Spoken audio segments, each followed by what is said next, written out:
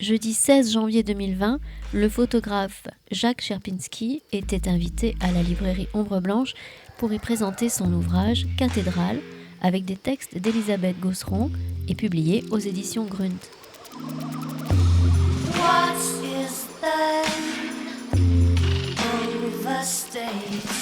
Jacques Sierpinski vient de me dire que ça fait drôle d'être de ce côté de la salle, en fait, puisqu'il vient souvent assister à nos rencontres photographiques. Donc, merci Jacques d'avoir accepté cette invitation sur ce magnifique livre écrit à 4 mains, en fait. Enfin, il y a les photos et le texte, bien sûr. Alors, on n'aura que ta présence ce soir. Merci, c'est vraiment un livre... Malheureusement, parce que c'est vrai que les textes sont très bien et j'ai appris plein de choses.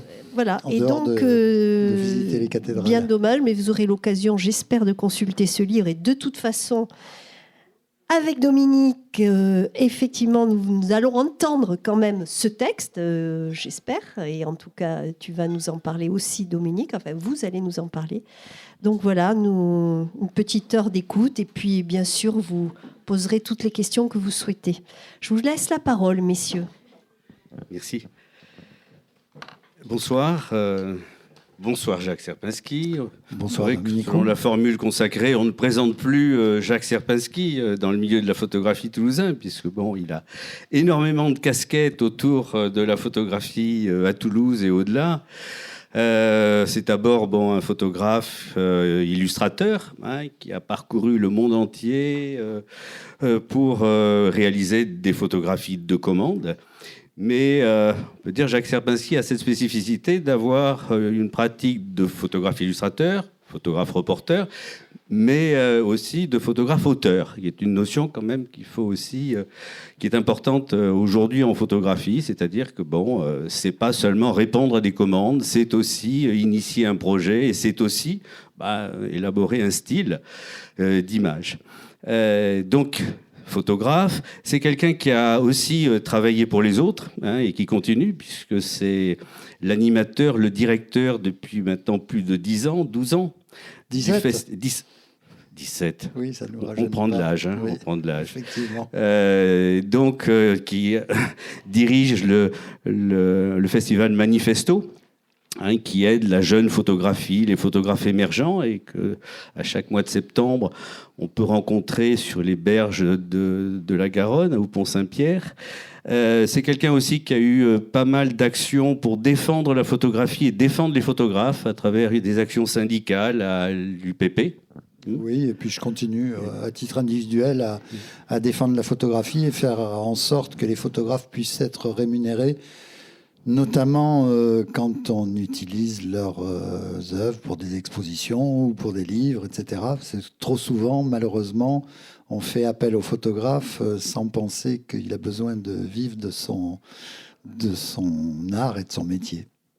Et à ce titre, d'ailleurs, il intervient à l'école de photographie où il aide justement les élèves, les étudiants dans cette direction de savoir se défendre par rapport au monde redoutable de ceux qui exploitent les photographes. Voilà.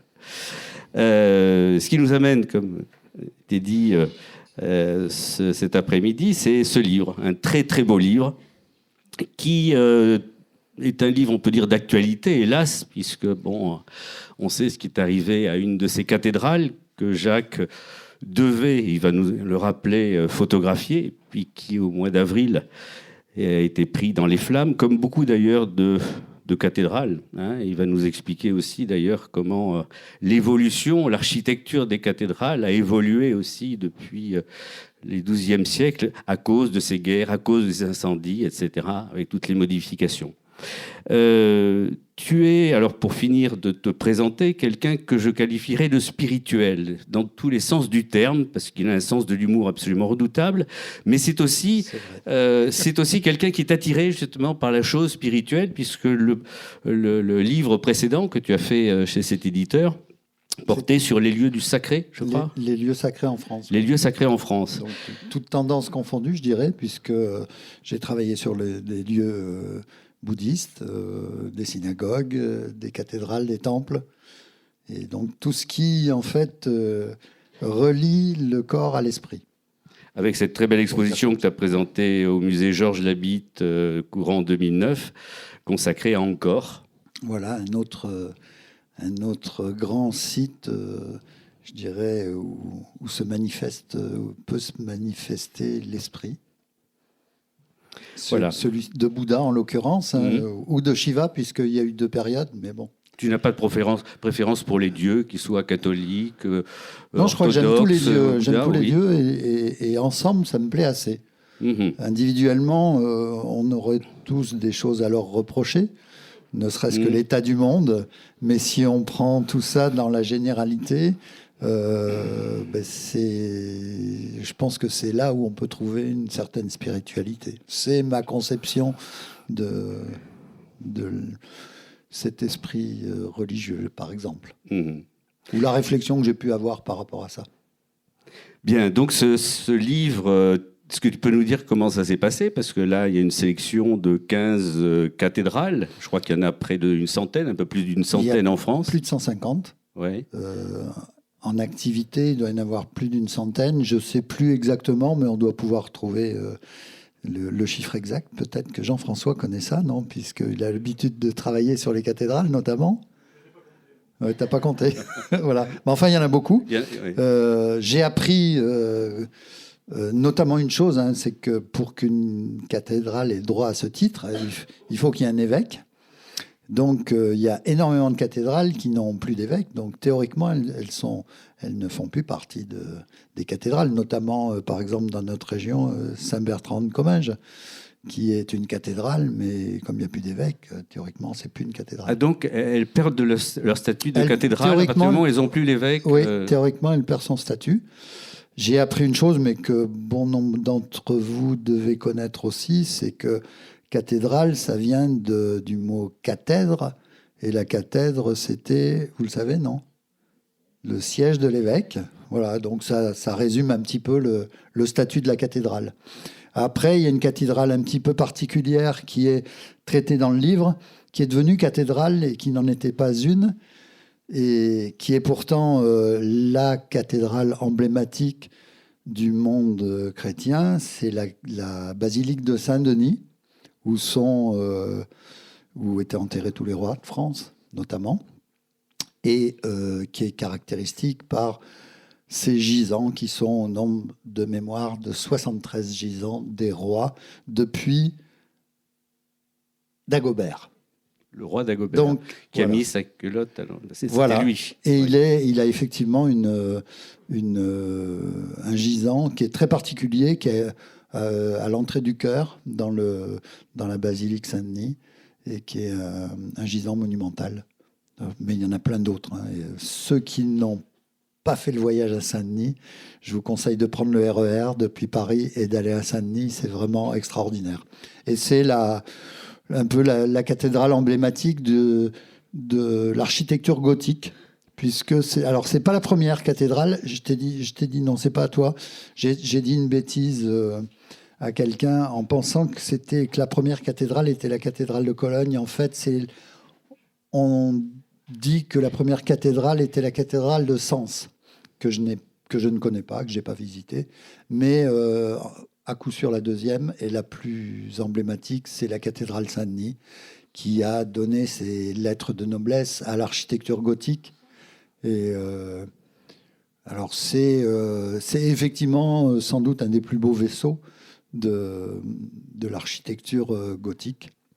Malheureusement, les extérieurs ont été très endommagés. Elle a perdu une de ses 2 tours, je crois que c'est au 18e. Et il est question de reconstruire à l'identique, puisqu'on avait des photos et des documents d'architecture, de reconstruire la 2e tour dans les mois ou années qui viennent. Voilà, donc elle doit retrouver sa magnificence. Alors c'est un lieu en plus qui est assez extraordinaire, parce que quand on arrive à Saint-Denis, on arrive un petit peu en Afrique quelque part, parce que Saint-Denis, on passe sans transition de Paris, suivant l'endroit où vous prenez le RER, et vous débarquez sur la place de Saint-Denis et c'est coloré. Il y a un marché avec plein d'épices. Ça sent le. Voilà, on fait un petit voyage temporel. Vers le Maghreb. Ouais. Le Maghreb, l'Afrique, enfin, ouais. Pas seul l'Inde. Enfin, c'est un endroit assez incroyable. Alors, cette sélection de 15 cathédrales, c'est avec Elisabeth Gosseron que vous avez choisi, ou bien c'est l'éditeur? Comment c'est passé? C'est essentiellement l'auteur, donc Elisabeth Gosseron, et son fil conducteur, en fait, c'était essentiellement les cathédrales qui avaient inspiré les artistes. Donc, alors, elle n'en parle pas dans toutes les cathédrales, mais globalement, ça a été des cathédrales dont certains auteurs ont parlé. Alors, c'est Rodin, Proust, Peggy, qui encore Claudel. Voilà, Claudel, enfin bon, énormément de gens. Victor Hugo, bien sûr, Notre-Dame de Paris. Et puis les artistes qui sont intervenus directement dans les cathédrales. On pense à Chagall notamment. Pour les vitraux, oui. Alors, oui, les vitraux de Chartres, et puis de Reims, pardon. Et puis, une cathédrale que je n'ai pas fait, mais dont les vitraux ont été faits aussi par Chagall, c'est la cathédrale de Metz. Et il y a d'autres vitraux à Reims, d'ailleurs, qui ont été faits, qui ont été offerts par l'Allemagne pour se faire pardonner d'avoir bombardé la cathédrale, parce que Reims a été bombardée en 14 et a été quasiment entièrement détruite. Et en fait, en 20 ans ou 25 ans, ils ont entièrement refait la cathédrale en recollant les morceaux, en refaisant des têtes, etc. Et c'est un travail époustouflant, et c'est une des plus belles cathédrales détruite, dont l'Ange au sourire. L'Ange au sourire avec une très belle photographie, sous un angle absolument extraordinaire. L'Ange au sourire avait perdu sa tête. Et on lui a remis la tête. Mais toutes les statues étaient tombées. Enfin, quand on voit les photos, parce qu'il y a des photos de la cathédrale, le toit était éventré, la flèche était tombée. Enfin bon, c'était un tas de ruines. Mais c'est assez intéressant. On apprend pas mal de choses dans le livre, notamment. Là, je fais une transition avec Albi, notamment. Et chose que je ne savais pas. La cathédrale d'Albi, à l'époque de la Révolution, il y a je crois que c'était un des directeurs, enfin une personnalité du directoire du département du Tarn, avait décidé de raser la cathédrale d'Albi pour en finir avec cette présence. C'est stupéfiant. Hein. Bon, alors c'est vrai que pendant la Révolution, ils ont cassé. En fait, on n'a rien inventé. Les gens qui ont détruit les Bouddhas de Bamiyan n'ont rien inventé. On a fait ça il n'y a pas si longtemps que ça, pendant la période révolutionnaire. Et effectivement, c'est des choses assez surprenantes, quoi. Et qu'on retrouve d'ailleurs dans les travaux que j'ai pu faire à Ancor. C'est pareil, puisqu'il y a deux grandes civilisations qui se sont chevauchées parfois et opposées souvent, les bouddhistes et les hindouistes. Et en fait, en période bouddhiste, on cassait les statues et vice-versa. Et voire on reconstruisait pour préserver le patrimoine, parce que parfois ça arrivait aussi. Bon, la Révolution, parfois elle a gardé des choses, mais Albi a failli être entièrement détruite. Et autre exemple, la Vierge Noire du Puy, qui était une vierge qui est très, très ancienne et qui avait initié les premiers pèlerinages au Puy-en-Velay, a été brûlée, je crois que c'est en 1793. Voilà, et c'était une pièce inestimable, bien sûr. Et remplacée par une autre. Et remplacée en 1800 et quelques par une Vierge Noire, et qui a remis au goût du jour en fait les pèlerinages, et notamment la Via Podensis, qui est la voie qui menait à Saint-Jacques-de-Compostelle, qui est une des plus belles voies. Voilà. Et donc ta méthode de travail, c'est un travail qui a demandé combien de temps à peu près? Alors, c'est un petit peu une prouesse, parce que quand j'ai eu la commande, j'ai commencé à prendre les contacts, et un des premiers contacts que j'ai fait, ça avait été avec l'architecte des Bâtiments de France et les responsables de la cathédrale Notre-Dame de Paris. C'était le 11 avril. Et le 15 avril, jour de mon anniversaire, la cathédrale brûlait. Donc, bien évidemment, j'ai changé mon plan. Et j'ai commencé à établir mon planning. Et je ne sais pas si vous vous souvenez, mais l'an dernier, quasiment à partir du mois d'avril jusqu'au mois de fin juin, début juillet, il a plu tout le temps.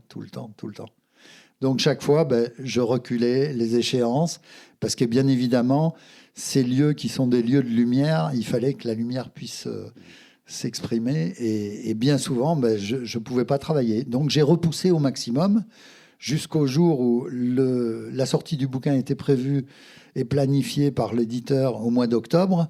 Donc il fallait qu'à un moment donné, je me décide. Et le jour où je me suis décidé, il a commencé à faire beau. Donc, miracle. Je prends ça comme un miracle, d'autant qu'il me restait plus qu'un mois pour faire 15 cathédrales. Ça veut dire qu'il fallait que je reste 2 jours sur chaque cathédrale et que je compte sur une météo favorable. Il se trouve que, et Jean-Jacques ne pourra pas me dire le contraire, puisqu'il m'a accompagné sur quelques cathédrales, parce que bien souvent, il fallait qu'on soit 2, parce que j'ai fait aussi des photographies depuis un drone.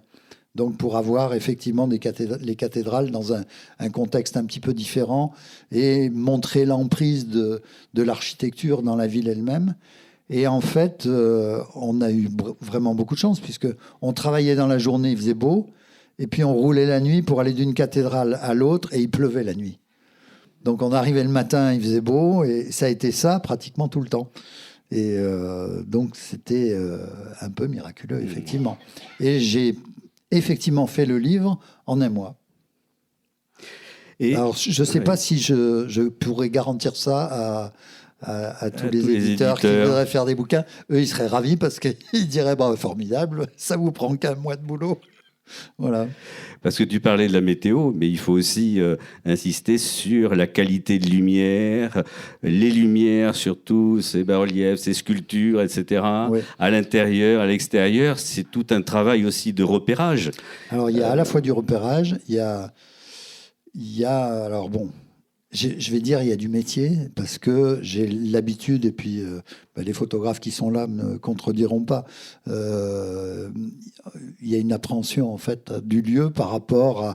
Puis maintenant on est aidé aussi par des outils informatiques qui sont très pratiques aussi, pour pouvoir justement voir un petit peu quand j'ai l'éclairage sur la façade, jusqu'à quelle heure, s'il n'y a pas d'ombre portée, etc. Donc ça permet vraiment de planifier son travail. Par rapport aussi, toutes les cathédrales sont orientées, pas toutes, mais globalement de la même manière. Vous le savez tous, les portails sont souvent à l'ouest et le chœur est au sud. Donc le chœur et le chevet. Donc à l'est, pardon.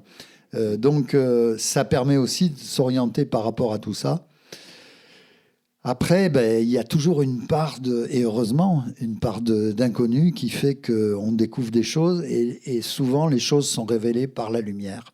Et dans les cathédrales gothiques, c'est ce qui est fabuleux, c'est que ce sont vraiment des puits de lumière, quoi. Si on prend la cathédrale de Saint-Denis, il y a une double page dans le livre, et ça on le voit très bien, c'est qu'elle ne tient que par ces espèces de colonnes, et il y a plus d'espace lumineux que de pierre.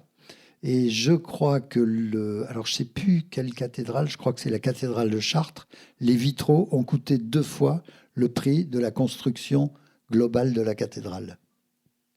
Donc c'est assez intéressant, quoi, de la manière dont les choses étaient conçues, et il fallait faire rentrer de la lumière, quoi. C'était...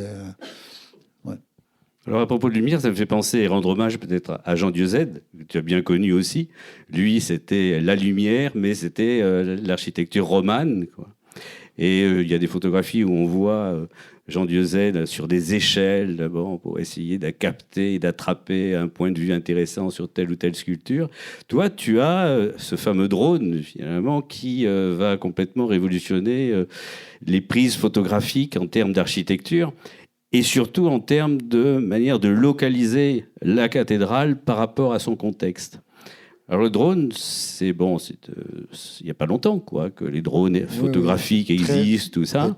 Dans ce domaine-là, la technologie a été très très vite, et effectivement, À partir du moment où j'ai pu, parce que je suis, tu l'as dit au début, un photographe voyageur, donc j'aime bien aussi pouvoir voyager sans m'encombrer, c'est-à-dire sans avoir une grosse valise avec des éclairages, et jusqu'à présent les drones c'était des grosses machines, et maintenant on peut mettre ça dans la poche et avec une très grande qualité. Donc à partir de ce moment-là, ça m'a intéressé parce que je pouvais être mobile et puis le faire décoller un peu n'importe où. Voilà. Et ça, c'était pour moi un gros plus, quoi. À partir du moment où on obtient les autorisations, et je crois que tu as eu quelques problèmes avec les autorités pour... Je n'ai eu que des problèmes. C'est ce qui m'a un peu gâché le travail, c'est que en fait, les directives administratives c'est un empilement de soucis. Et en plus de ça, bon, je ne vais pas m'étendre là-dessus, mais il y a des rapports très, très conflictuels avec la Caisse des Monuments Nationaux concernant les prises de vue, et ça a été vraiment une prise de tête. Mais en plus de ça, c'était mes premières photos en drone, et j'ai choisi en fait ce qui est le plus difficile, puisque au niveau réglementation, on n'a pas le droit de faire des photos en ville, on n'a pas le droit de survoler du monde, on n'a pas le droit de survoler les routes, etc., etc. Chose que j'ai faite partout. Donc, alors, et on est obligé donc de demander des autorisations aux autorités, et il y a des gens qui se couvrent à chaque fois. Donc, c'est assez compliqué. Autrement, généralement, je faisais appel à la police ou la police municipale. À Albi, par exemple, c'était un vrai bonheur, parce que là, j'ai été voir la police municipale, je suis tombé sur un mec vachement sympa. Il m'a dit, bon, vous inquiétez pas, je vais vous arranger le truc. Et j'ai mis de la rubalise, il m'a fait la circulation. Et, attendez, messieurs, dames, passez pas, notre photographe est en train de... Et ça a été fabuleux. Il y a d'autres endroits où on m'a refusé les prises de vue sans vraiment comprendre pourquoi. Et bon, c'est parfois un peu énervant, quoi.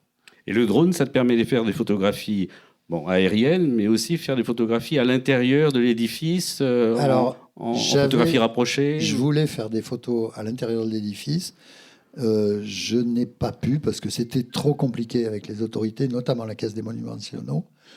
Et par contre, avec Jean-Jacques, on a fait des photos où on est rentré à l'extérieur, où on a survolé en fait les différentes coupoles de la cathédrale du Puy en Velay. Et là, c'est intéressant parce qu'on découvre des angles qu'on ne peut pas voir à l'œil nu. Ou alors des vues... voilà, donc ça fait des vues surprenantes. Une des cathédrales, une des plus belles, alors c'est difficile à dire parce qu'elles sont toutes belles.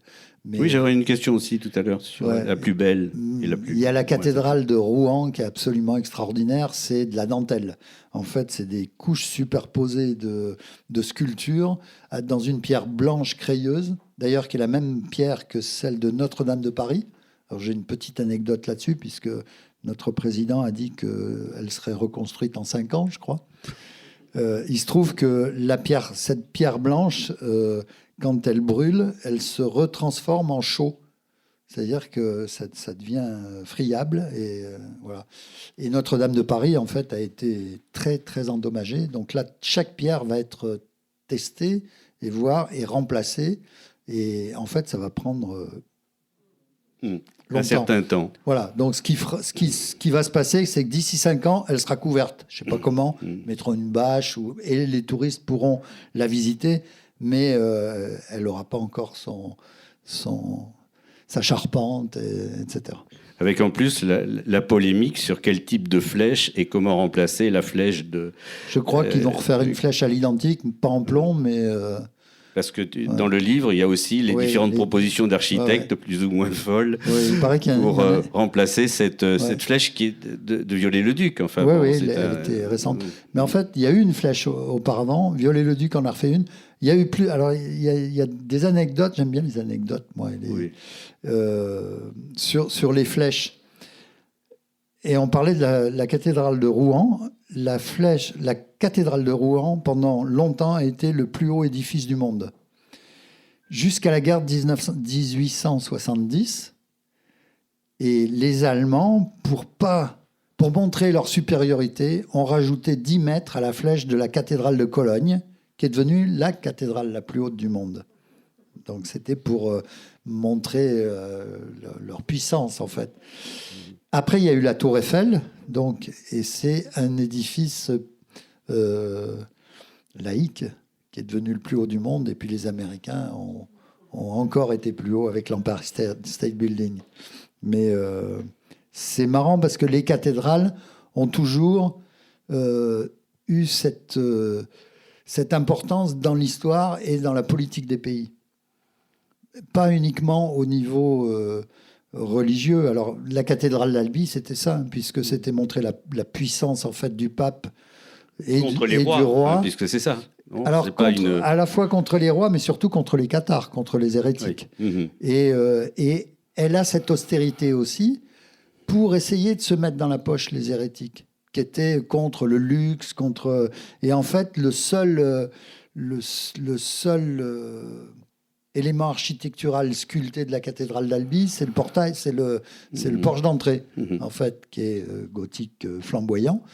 Et autrement, toute la richesse était à l'intérieur. C'est ça. Parce que quand on arrive à l'intérieur, mais ça, c'est plus vieux que l'édifice lui-même, mais ça a été une volonté de l'évêque de faire en sorte que, comme la plupart des gens étaient des mécréants, ils n'auraient pas à voir la beauté du monde. Et en fait, la beauté du monde, on l'a réservée aux croyants. Ouais. Mais, alors, il y a plein de polémiques aussi sur la cathédrale d'Albi, puisque c'est la dernière qui a conservé un jubé. Et dans plus aucune cathédrale, on ne trouve de jubés. Il y en a dans des abbayes, il y en a, mais encore très peu, parce que la plupart ont été détruits. Et la première chose qui devait être détruite, d'ailleurs, au titre de l'égalité, c'est-à-dire que le clergé devait être avec les fidèles, alors que là, le jubé séparait en fait les fidèles du clergé qui étaient... Et à Albi, c'est flagrant, quoi, la manière dont c'est fait. Alors, la plupart des cathédrales gothiques, évidemment, elles sont du XIIe, mais il y a aussi 2 cathédrales dans le livre qui datent du XIXe siècle, à Marseille et à Nice. Et à Nice, plus tard encore. Plus tard. Nice, c'est 20e même. Hein. Et en fait, alors, il y a une des dernières cathédrales. Non, il y en a une d'autres, puisqu'il y a les cathédrales nouvelles d'Évry et il y en a une autre, je sais pas. Lille aussi, qui a été. Alors, Lille, c'est une base ancienne, mais toute la façade est moderne. Et la cathédrale d'Évry, elle date des années 70, je crois. Et on devait les traiter d'ailleurs, et puis je sais pas, l'éditeur a pas souhaité qu'elles apparaissent dedans. J'ai trouvé ça dommage, c'était bien de montrer un petit peu le... Mais effectivement, il y a la cathédrale La Mayor à Marseille, qui est bâtie sur des plans byzantins. Et alors on retrouve cette architecture, mais alors que celle-ci est du XIIe, hein, c'est la cathédrale de Saint-Front de Périgueux, qui elle ressemble véritablement à une cathédrale, à une église byzantine. Et puis celle qui est extraordinaire, qui ressemble à la cathédrale qu'on peut retrouver sur la Place Rouge à Moscou, qui est en fait à l'origine un mausolée en l'honneur du fils du tsar qui est mort à Nice. Et donc qui a été enterré dans le jardin de la villa du tsar. Et en son honneur, le tsar a construit une cathédrale qui est la plus grande cathédrale orthodoxe hors de Russie et qui est somptueuse. Hein. C'est une cathédrale avec des bulbes dorés, enfin avec tout le luxe et le faste du rite orthodoxe. Du rite orthodoxe et des blancs, quoi, enfin des Russes blancs. Et il y a, alors comme dans tous les lieux, dans la plupart des grandes cathédrales comme ça, il y a des objets un petit peu extraordinaires. Et dans la cathédrale orthodoxe de Nice, il y a un tableau, je suis désolé, j'ai oublié le nom, mais ce tableau a été redécouvert, a été complètement noirci, et il s'éclaircit au fil du temps. Donc plus le temps passe et plus le tableau se nettoie. C'est assez extraordinaire. Alors, il y a d'autres exemples, d'autres lieux comme ça, qui sont assez magiques. Alors, c'est à Chartres, je crois.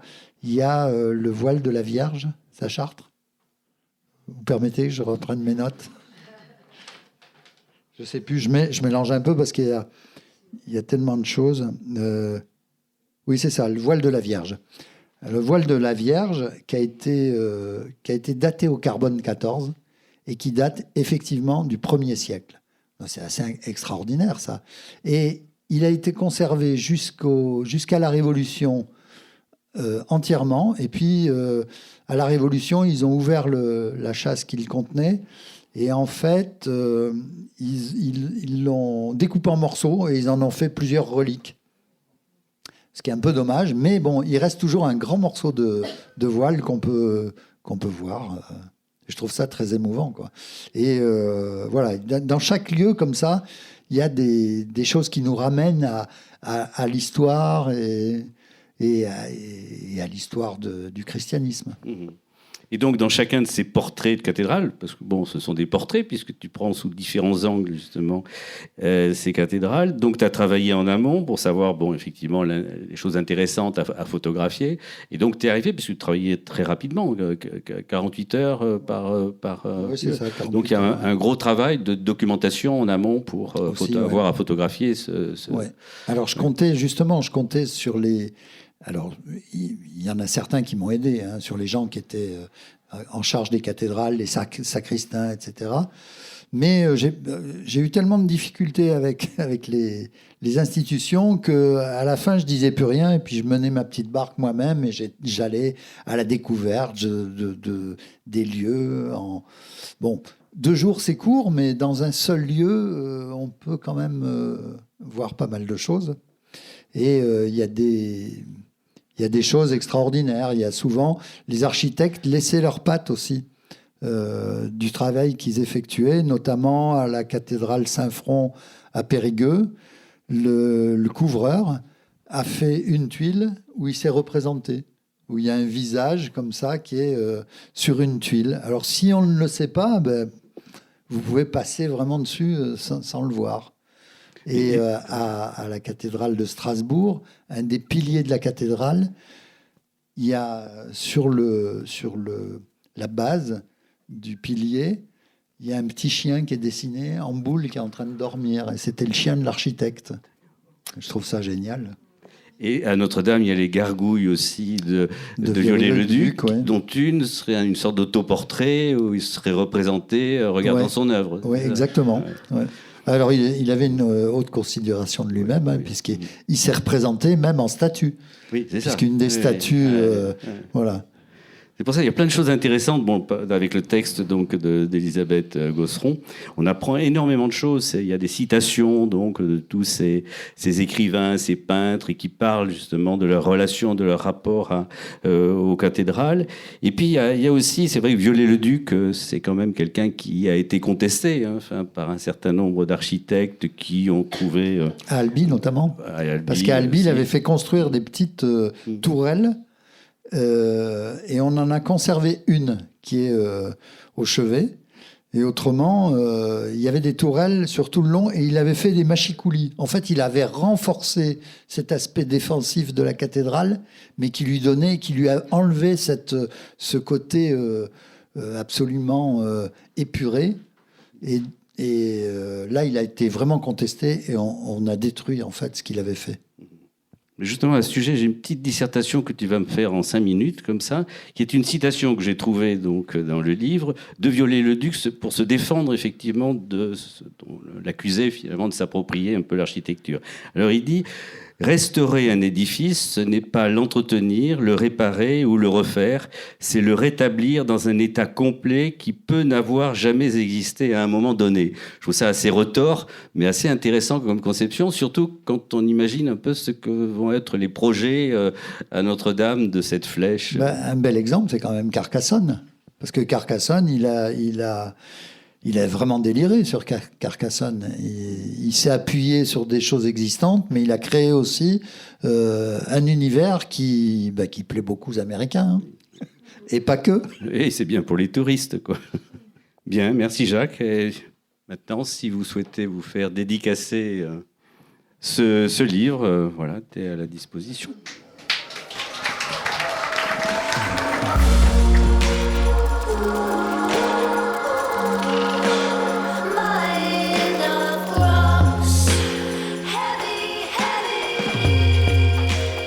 s'agissait d'une rencontre avec le photographe Jacques Sierpinski à la librairie Ombre Blanche le 16 janvier 2020 pour la parution de son ouvrage Cathédrale aux éditions Grunt.